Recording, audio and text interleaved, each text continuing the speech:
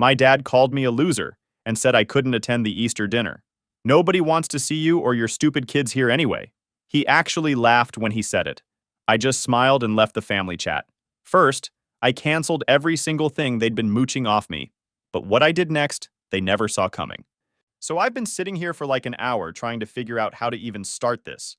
Guess I'll just dive in and see where it goes. I, 32 male, am a single dad with two awesome kids. My daughter Clara, 9, and my little dude Jake, 6. Been doing this solo thing for about 3 years since my ex bailed on us. Not gonna lie, it's been rough as hell sometimes, but we've got a good system now. I work my ass off at the office so I can be fully present when I'm home with them. We were doing pretty damn good. Not perfect, but solid. Then last month happened and everything went to absolute shit. It started with this weird pain in my side while I was making dinner. Not terrible, just annoying enough that I popped some Advil and ignored it. By 3 a.m., I was curled up on the bathroom floor sweating bullets. The pain was like someone stabbing me repeatedly with a hot knife. I knew something was seriously wrong, but kept thinking, it'll pass, it has to pass, I've got the kids in the morning. When I couldn't even stand up straight by 6 a.m., I had to face facts. Called my neighbor to watch the kids while I ran to urgent care real quick, and I drove myself there. The doctor took one look at me and his face changed. You need emergency surgery now. Your appendix is about to rupture if it hasn't already. They were prepping me for transport to the hospital within minutes. That's when the real panic set in. Not about the surgery, but about my kids. My neighbor couldn't keep them beyond that afternoon, and my usual backup sitter was visiting family out of state, and none of my friends could take them on zero notice for multiple days. I was running out of options fast, lying on a gurney with an IV in my arm and pain meds making it hard to think straight. With no options left, I called my sister Macy. Hated doing it, but had no choice. We've always had this complicated relationship. She's my dad's golden child who can do no wrong, especially since my stepmom Karen entered the picture 8 years ago. See, my mom died when I was 19. Cancer. Dad remarried Karen just 18 months later. I was still in college, working 2 jobs, barely hanging on emotionally, and suddenly this stranger was redecorating my mom's house and telling me how to grieve appropriately. Karen had strong opinions about how a real man should behave. Crying at mom's favorite song? Weak. Missing classes for therapy? Lazy excuse. Meanwhile, Macy adapted perfectly, bonded with Karen instantly over shopping and social media. Suddenly, they were besties, while I was the outsider who made things awkward at family gatherings. Still, Macy seemed to love my kids, though, at least when it was convenient for her Instagram aesthetic. She was always asking to take them to cute places for photo ops, buying them trendy outfits that matched hers, posting about being the cool aunt. It was superficial as hell, but the kids enjoyed the attention, and I figured some fake love was better than none. Hey, I hate to ask, but I'm in a serious bind, I explained, trying to sound normal despite feeling like death. Need emergency surgery. Could you possibly watch Clara and Jake for a few days? Doc says I should be out by the weekend. She sighed like I'd asked her to donate a kidney. I had plans this weekend, Matt. Important plans. I could hear her fake nails tapping against her phone screen. Macy, I literally need emergency surgery. My appendix? Fine, whatever. She cut me off. But you owe me big time. And you better have food in the house because I'm not grocery shopping. Not exactly the compassionate response you'd hope for, but when you're being wheeled into emergency surgery, you take what you can get. I made arrangements through a fog of pain. The hospital called my buddy Dave to grab the kids from my neighbors and drop them at my place where Macy would meet them. I left a detailed note on the kitchen counter with everything she'd need: Jake's allergy meds, Clara's school project, the extra key, emergency contacts, bedtime routines, everything. The surgery itself went fine. Standard appendectomy. Should have been in and out in 2 to 3 days max. But then I got this nasty post-surgical infection that jacked my fever to 104. They kept me heavily medicated and isolated. I was barely conscious for 2 days. When I finally came around enough to check my phone, I had some miss you texts from the kids that Macy had sent, but nothing concerning. I figured everything was cool. When Dave picked me up 5 days later, things got weird fast when he told me Macy wasn't at my place. Just my teenage nephew Tyler babysitting. What do you mean Tyler's babysitting? I asked, trying to focus through the pain meds still in my system. Where's Macy? Dave shifted uncomfortably. Dude, I don't know. The kid answered the door looking half asleep. Said Macy asked him to check on them while she was handling something important. My stomach dropped. How long has he been there? He said he's been coming by after school. But man, he doesn't seem like he's staying overnight. I told Dave to step on it. Every stoplight felt like an eternity. My house looked like a war zone. Trash everywhere, dishes piled up, mail scattered all over. The kids were worse. Jake burning up with fever, Clara looking like she hadn't slept in days. When she saw me, Clara burst into tears and just clung to me, despite my surgical incision. Jake was curled up on the couch wrapped in a dirty blanket, glassy-eyed and miserable. "Daddy, Jake got scared and sick," Clara whispered. "I tried to help him like you do when we're sick." Tyler, my 16-year-old nephew, had the decency to look ashamed. "Sorry, Uncle Matt. Aunt Macy said she'd be right back, but then she called and said she had to go to Florida for some influencer thing. I've been coming after school, but Mom doesn't know I've been here, so I couldn't stay overnight." I was still processing this when Jake lurched off the couch and vomited all over the floor. His little body was burning up. Had to be 102 at least. When I got him cleaned up, I noticed the rash on his arms. Shit. His strawberry allergy. The kid can't even have strawberry-flavored anything without breaking out, and it was listed right at the top of the care instructions I'd left. Clara, my 9-year-old baby girl, had been forced to care for Jake by herself, climbing counters to get medicine and dosing him randomly.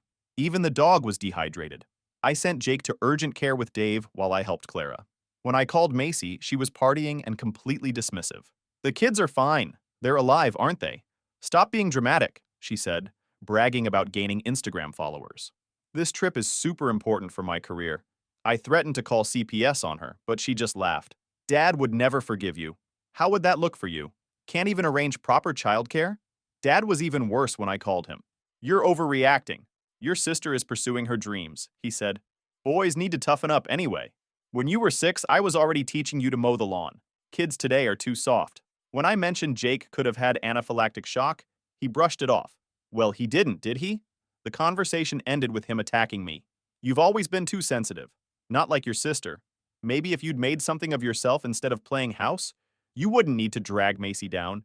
She's always been special, unlike some people who couldn't even keep their marriage together." That was it. Something in me snapped. These weren't family. Just people with my DNA who'd throw my kids under the bus for Macy's follower count. I didn't report them, but only because my kids had been through enough trauma already from the divorce mess. But I went completely cold. Stopped answering calls, deleted texts, skipped family dinners. No arguments, just silence.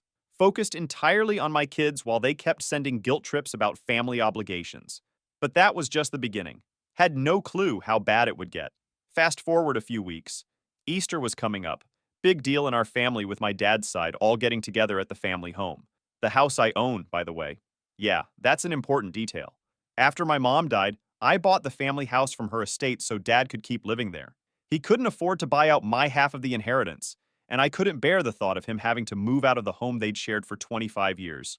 So I got a mortgage in my name and bought the place, letting him stay there for way below market rent because, well, he's my dad. But looking back, it was clear Dad's toxic behavior had deep roots. When Mom died, something in him broke permanently. Instead of dealing with his grief, he latched onto Macy as his golden ticket, the perfect daughter who'd fulfill all the dreams he'd failed to achieve himself. Karen only amplified this dynamic, seeing me as competition for Dad's attention and resources.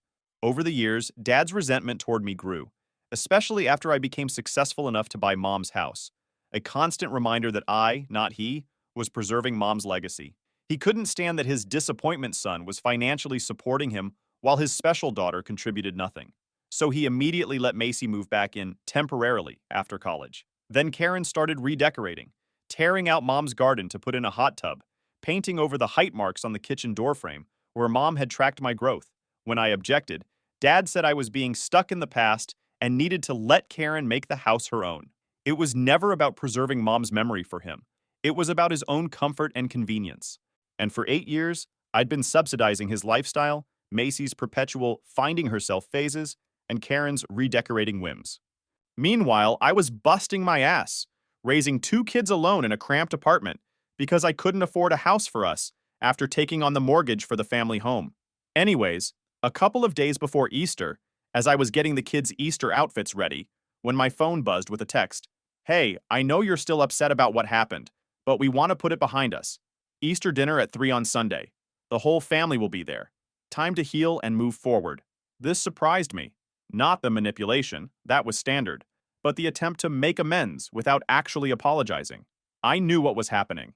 They were terrified I'd cut them off completely, which would mean no more below-market rent, no more bailing Macy out of financial disasters, no more free babysitting, like I'd ever trust them again, no more Matt the blank check. Before I could respond, my phone buzzed again.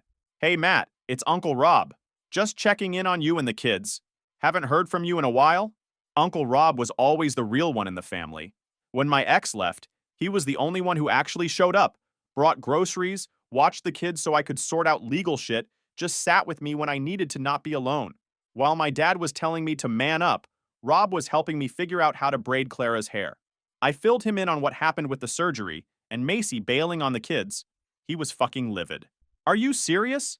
They left a 9-year-old watching a 6-year-old overnight? That's not just shitty, Matt. That's dangerous. And your dad defended this? Yep. Golden child can do no wrong, I said. I'm done with them, Rob. Just completely done. He was annoyed. Did they at least apologize? Try to make it right? I laughed. Yeah, they invited me to Easter dinner, said it's time to heal and move forward. No actual apology, no acknowledgement they fucked up. Just sweep it under the rug and pretend it never happened. Uncle Rob sighed. Classic. You going? Hell no. My kids aren't setting foot in that house again. Can't say I blame you, but fair warning, they'll spin this as you being the asshole. You know how they operate. Let them. I'm past caring what they think. I texted Dad back. Not coming. After what Macy did to my kids and how you defended her, I don't think it's a good idea. The response came immediately. Don't be so dramatic. Your sister made a mistake. Get over it. Everyone's expecting you. Don't embarrass me. I laughed out loud at that one. So predictable. I told him it's not happening. That's when the gloves came off. He replied, Fine. Stay home then. Nobody wants to deal with your attitude anyway. Probably better without you there bringing everyone down. None of the relatives even asked if you're coming. Nobody cares about you or your stupid kids. Mask off. This is who they really were. I should have cut them off years ago. I was about to throw my phone across the room when another text came through from my cousin Zoe. Dude, are you really not coming to Easter? Your dad's telling everyone you have to work, and your sister's talking shit about how you can't handle being around successful people now. WTF is going on? Zoe's always been the family gossip pipeline, but for once I was glad for it. I gave her the quick version of what went down. Holy shit, she texted back. That's messed up. But FYI, they're spinning this like you're the asshole who's bailing on family. Karen's telling everyone you've been unstable since the divorce. Let them talk, I replied. I know the truth. Just thought you should know, Zoe added. Also, heads up, Macy's planning to live stream the whole Easter thing for her Instagram. She's trying to become an influencer or some shit. Keeps talking about her brand and content creation. That gave me an idea. I asked Zoe to keep an eye on Macy's live stream on Sunday, just to see what kind of nonsense they'd try to spin. She was all in. They thought they were safe, that I'd never pull the plug, never reclaim what was mine. But the truth is, everything they were using to prop up their little fantasy, the house, the internet, the phones, the damn cable, all of it was me. I built the ground they were standing on, and I could pull it out from under them anytime I wanted. That night, I made plans with the kids to skip the family disaster and see a movie instead. And while they were playing, I made a few moves of my own. I called Uncle Rob, asked if he was going to Easter at Dad's. He said he was. I told him he might want to bring up what actually happened while I was in the hospital, right there, in front of everyone. He was curious, so I gave him the short version. They were telling everyone I was working overtime, when the truth was, Dad told me not to come because apparently no one cared about me or my stupid kids. Rob went quiet. That particular silence from him? That's his version of loading ammo. What I told him was enough to make him furious. I didn't even mention the house. Figured they'd find that out the hard way. After that, I pulled up every shared account they were mooching off. The family phone plan, still under my name. The internet and cable they couldn't survive a single evening without, also mine. Macy's good student car insurance discount, hilarious considering she hadn't opened a textbook in a decade, tied to my policy. All their precious streaming services, still running on my cards, because setting up their own was apparently rocket science. They wanted to pretend I didn't exist. I was about to grant them that wish. I made a note to cancel everything Monday morning, after Easter, after the live stream Macy had planned. I wanted their fears to come true.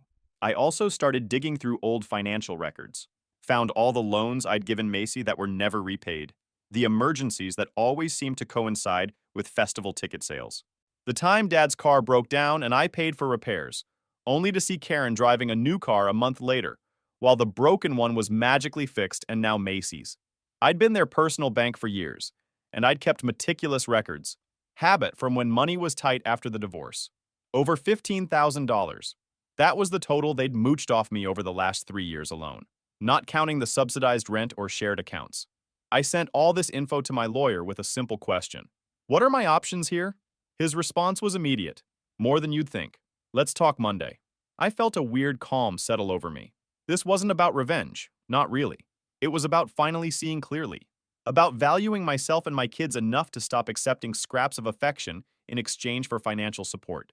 About recognizing that people who would leave my children alone and endangered weren't family in any way that mattered. And I knew I should have done this move sooner. But I gave them a chance, but they didn't take it. Sunday morning, Clara found me making breakfast and asked, "Aren't we going to Grandpa's for Easter?" "Not this year, kiddo. I thought we'd try something different. Movie and then the park?" She looked thoughtful. "Is it because Aunt Macy was mean to us?" "Kids always see more than we think." "Partly. And partly because I think we need a break from that side of the family for a while." "Good," she said firmly. "Aunt Macy took my purple jacket and never gave it back. And she made Jake eat the strawberry candy, even though you told her he's allergic." I froze. "She what?"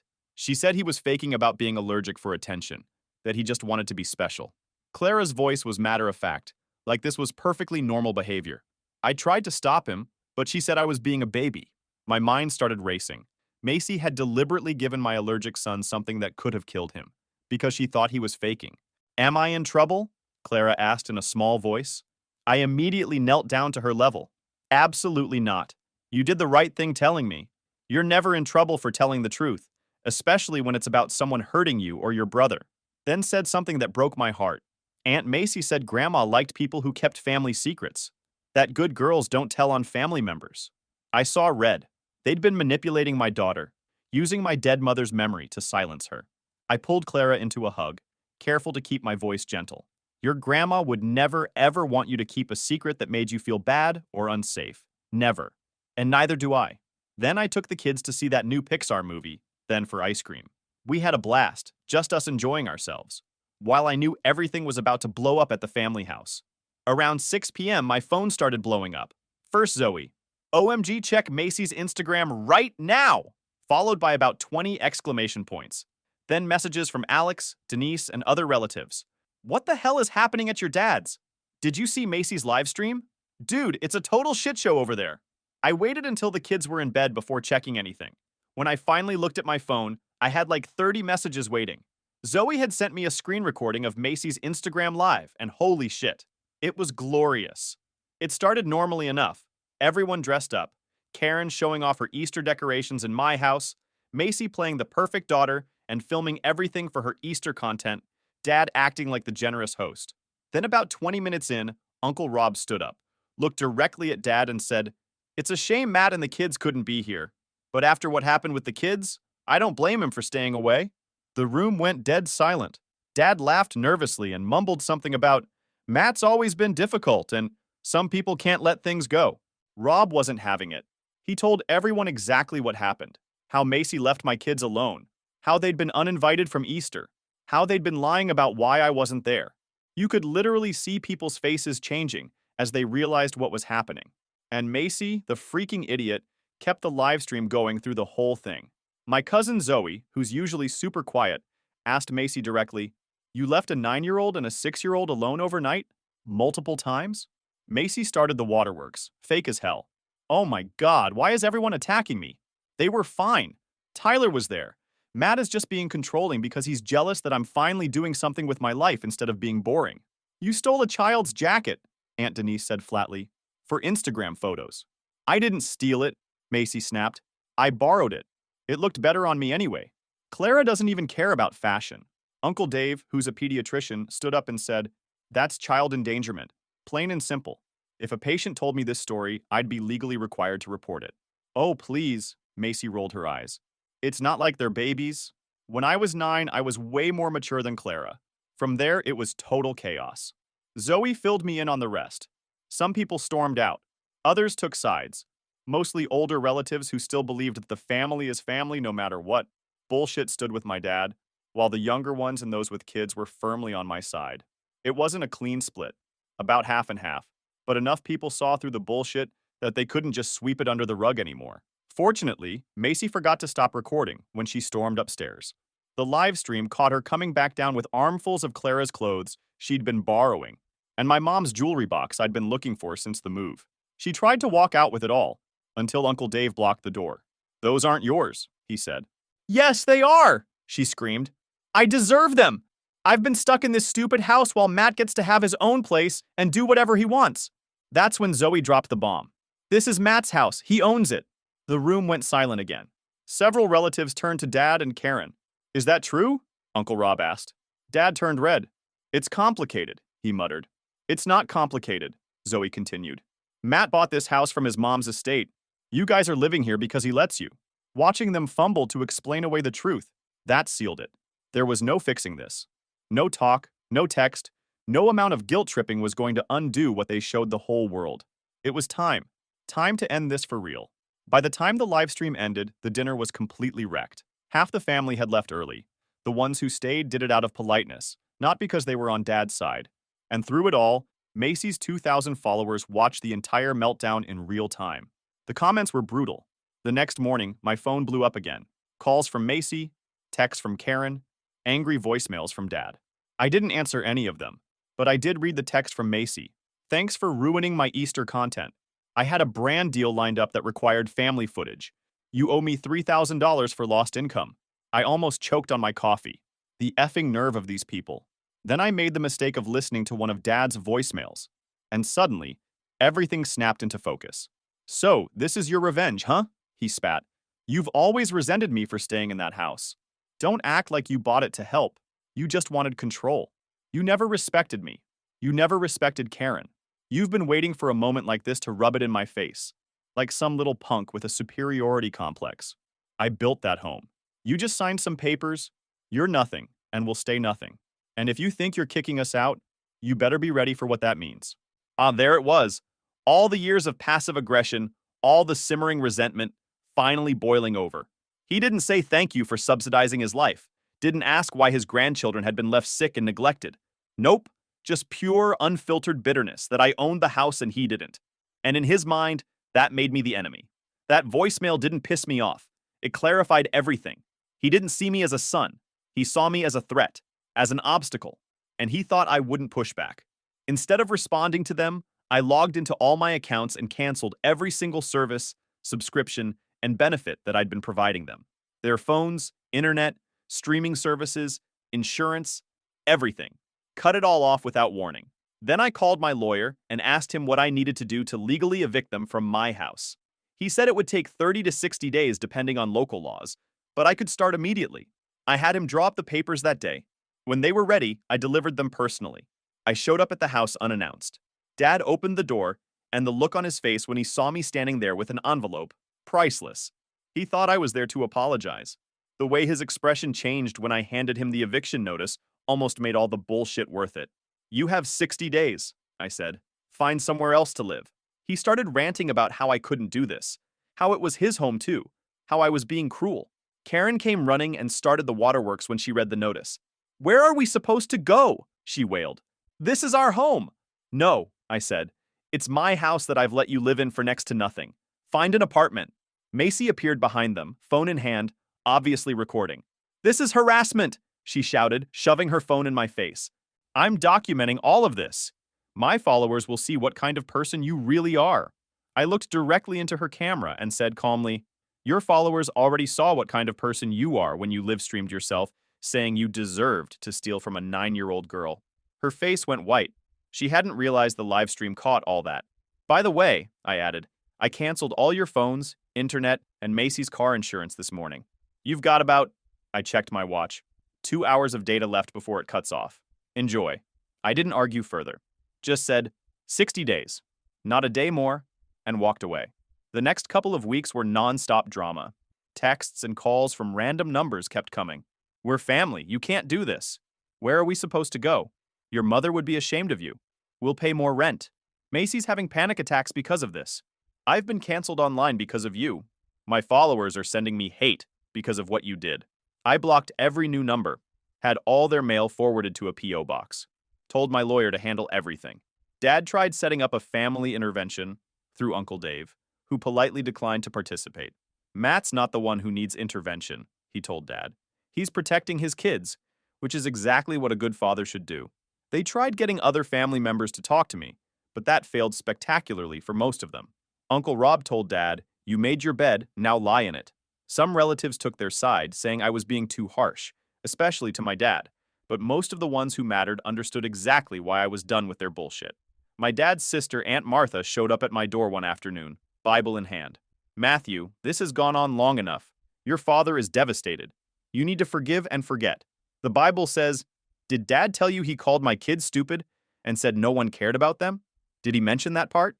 She hesitated. "Well, he was upset.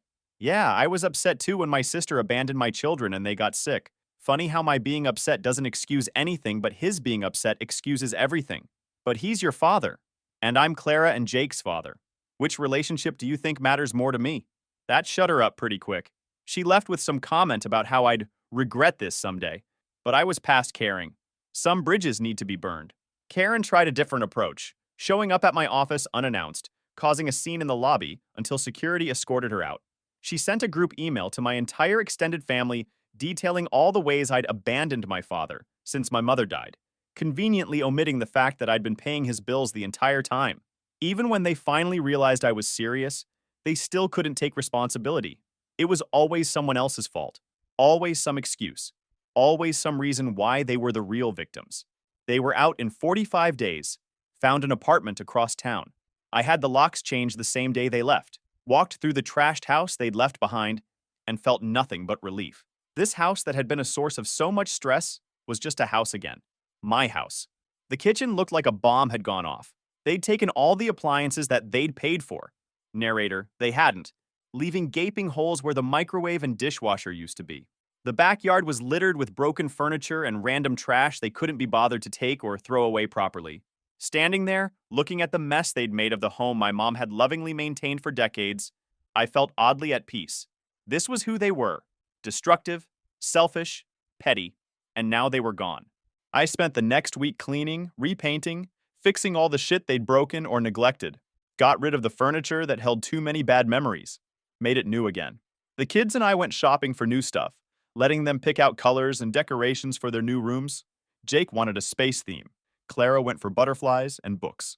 For the first time, this house would reflect us, not the ghosts of my past. Neighbors stopped by, curious about the sudden exodus of my family and the flurry of renovation activity. Most hadn't even known I owned the place. "Always thought it was your dad's house," Mrs. Wilson said, bringing over a casserole. "Never understood why such a successful young man like you was living in that tiny apartment when your sister was living here rent-free." Word got around the neighborhood quickly.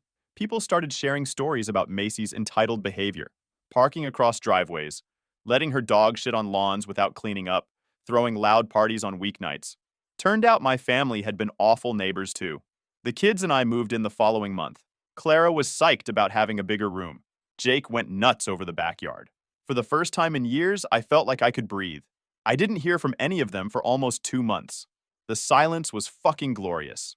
Then one Tuesday afternoon, I got a call from Uncle Rob. "Matt, your dad's in the hospital. Heart attack. It's pretty serious." I didn't know what to feel. Part of me wanted to say, "Not my problem," and hang up.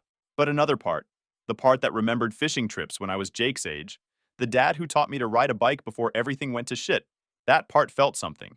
"Is he going to make it?" I asked. "They think so, but it was close. He's asking for you." I told Rob I'd think about it. Hung up and sat there for a long time, just thinking. I didn't go that day, or the next. But on the third day, after dropping the kids at school, I found myself driving to the hospital. Dad looked small in that hospital bed. Tubes everywhere, skin a grayish color. For a second, I almost turned around and walked out. Then he opened his eyes and saw me. "Matt," he said, voice barely a whisper. "Didn't think you'd come." "Neither did I answered. We sat in silence for a while.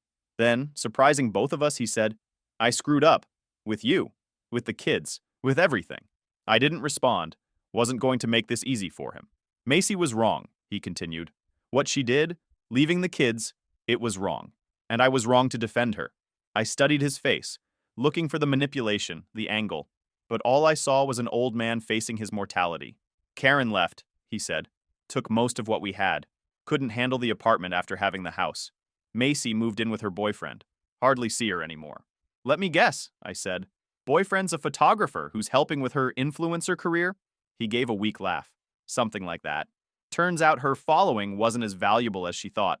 Boyfriend's already talking about someone with more reach. Whatever that means. I still didn't say much. I'm not asking for anything, he said. Not forgiveness. Not money. Not to come back. Just wanted to say it before. Before what? I asked. Before I can't anymore. I nodded. Stood up. Get some rest, I said, and walked out. I didn't feel the closure I expected. Didn't feel the satisfaction or vindication. Just felt done. Like the last page of a shitty book I'd been forced to read for years had finally been turned. I didn't visit again, but I did send flowers when he was released. Not out of obligation. Just because it felt like the right thing to do. A couple weeks after Dad got out of the hospital, I sent him a message. Just one line, "You don't owe me anything. We're good." And forgiveness doesn't mean forgetting, and it sure as hell doesn't mean rebuilding burned bridges. But I already took back everything that was mine. The house. My peace. My dignity. I didn't need revenge anymore. I already won. Then, like clockwork, Macy reached out. Said she was between gigs and needed help covering rent. Claimed she was manifesting a fresh start and just needed a little boost. I replied, try manifesting a real job. Then I blocked her number and moved on. Simple as that. And yeah, me and the kids are good. Actually, we're better than good. House is ours now. Peace is ours. And for the first time in a long time, so is the quiet. Thanks for reading, Reddit.